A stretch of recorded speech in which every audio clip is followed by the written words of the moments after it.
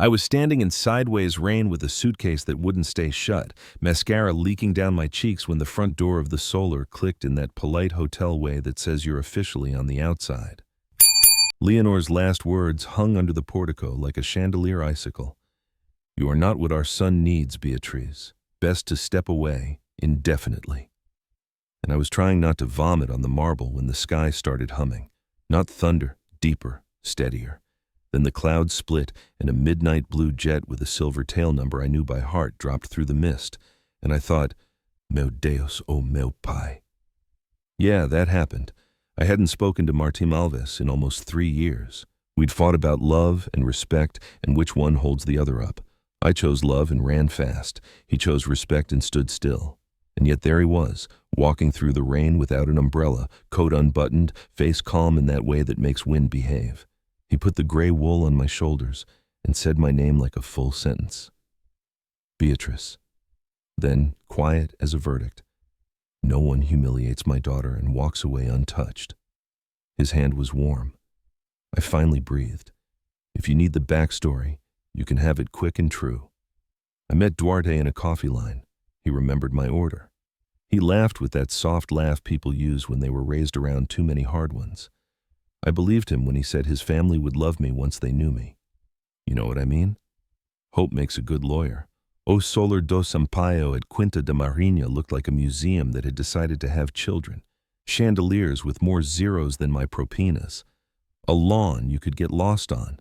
I wore my mom's pearl studs to the wedding because they felt like permission.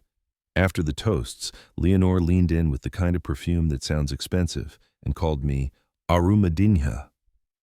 Arumadinha, like a drawer. I laughed because what else do you do when the person who basically controls your Sundays calls you Arumadinha? Duarte squeezed my fingers under the table and whispered, "They'll come around. We'll take it slow." So I did. I set flowers where no one would notice, wrote thank you notes to housekeepers and tucked them under folded towels, sipped coffee at dawn in the back garden where the wind didn't care who I married.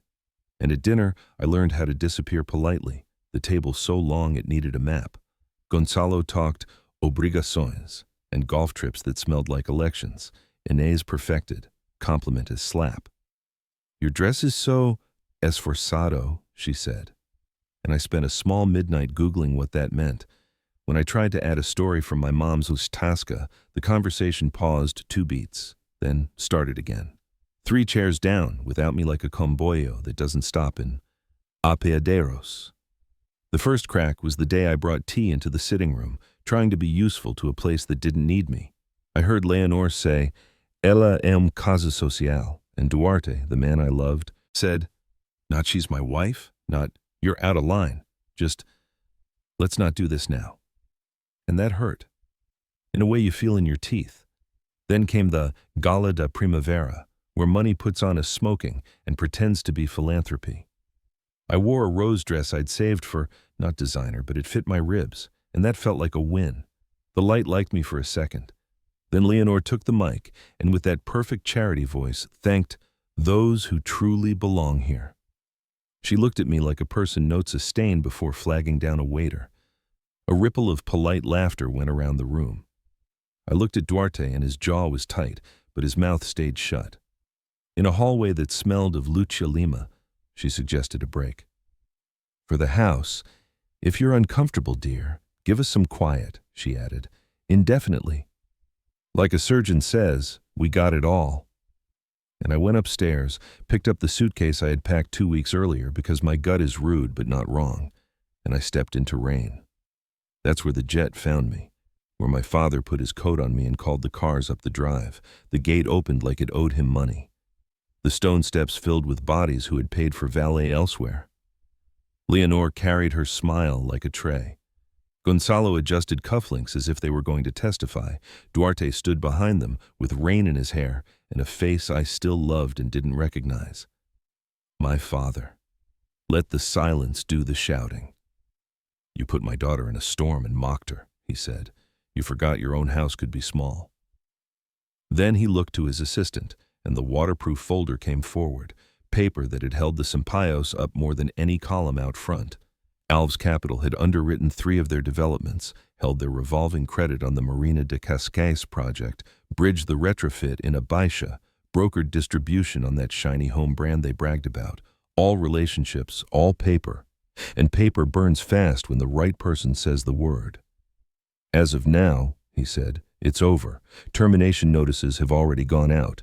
We will protect subcontractors and workers because they are not the mistake here. You will learn what it costs to put cruelty over character. The crowd made a sound that Rain couldn't swallow. Leonore stared like she could bargain with bone. Gonzalo went pale in the way very tan men go pale, and Duarte tried to step forward. Sir, I didn't mean for... And my father, not unkind, just exact, said, Ficaste quieto. Isso é uma escolha. The folder hit marble with a flat thud I will hear in my sleep for years. Leonore's knees touched stone with a precision that looked practiced. Please, she said. Not the queen voice now. A person voice. Don't ruin us. And I stepped closer because I wanted my words to land where they belonged. You didn't ruin my marriage, I said. You ruined what could have made us family. You don't get that back with please. Inez stared like she was trying to locate where I'd kept the audacity. Gonzalo muttered to a man who was definitely a lawyer and definitely not a magician. Duarte said my name, and inside it, I heard 1,000 small good days, and all the times he hadn't used it when it mattered. I got in the car, heels steady on slick stone, and we left. The next morning at my father's place, the light came in clean. His house on the Ariba is glass and honest wood, and nothing that begs to be admired. He knocked like a guest and brought café with honey, not sugar, because he remembers the things that matter. He didn't say, I told you so. He said, I waited for you to remember what you already are. In the afternoon, he pulled me into the room that smells like cedar and maps, a stack of papers on the desk, a photo of my mother holding up a tart, like a trophy. The foundation arm is yours, he said. We'll put capital where it counts, and you will decide what that means. I started to do the I'm not ready dance, and he stopped me with a hand and a line that landed. You kept your kindness in a place designed to steal it. That's the qualification. You know what I mean? Compassion is heavy, but it's the right kind of heavy. The news did what the news does. Embattled Sampaio Group, drone shots of the solar like a nature documentary studying an endangered species of arrogance.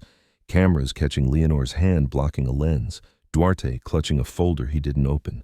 My phone filled with apology texts from numbers that had never once sent a birthday message. I posted nothing. I went to work. We built grants for legal aid, created Fundo para Saídas de Emergência. Because not everybody has a midnight blue jet on call. I sat in small rooms and told women the thing I'm still learning in my own bones. Não deves a ninguém uma versão de ti que caiba nos móveis deles. 2 months later, by the marina, I saw Duarte by the railing, watching gulls bully a pacote de batatas fritas. He looked thinner in the way that makes you stop being mad long enough to be human. He said my name and it didn't drag 1,000 memories behind it. It just sat there. Can I say one thing? He asked. You can say one thing. I should have been loud for you, he said. I thought keeping the peace was love. It was just keeping my place. I let the silence stand between us, because sometimes that's the only boundary that works. I hope you find courage that doesn't need an audience, I said. Then I left. He didn't follow. The gulls took the chips and won the day. That night on my father's deck, he handed me a bowl of gelado de pesego. I swear it tastes like your mother's on its best days. Peace offering, he said. And we watched the water turn that almost purple no phone can hold. When life shoves you into the rain, he told me, it isn't always punishment. Sometimes it walks you to a door you would never find in good weather. I slept with the window open. The house breathed. And maybe that sounds dramatic. Maybe it's exactly true. So here I am, not aromadinha, not a caso social, not the softest thing in a room, trying not to leave a mark. I am my mother's daughter who can name every tart, and my father's daughter who can look a storm in the face and say, I've met worse. I'm also the woman who walked away from marble and didn't shrink. The jet still lands sometimes, not for rescue, for work. We fly where the foundation can move a needle and not just write a check. I come home, stand on the deck, and ask the same question I'll ask you. Did my father do the right thing, pulling those deals, or did he go too far? Should I ever sit down with Duarte for a real talk, or is silence the line that keeps dignity intact? And what fancy bullying have you seen dressed up as tradition? Drop it in the comments. Tell me where you're watching from. Push back if you disagree. Because if you've ever been told you don't belong and decided to belong to yourself instead, then yeah, you know exactly what I mean.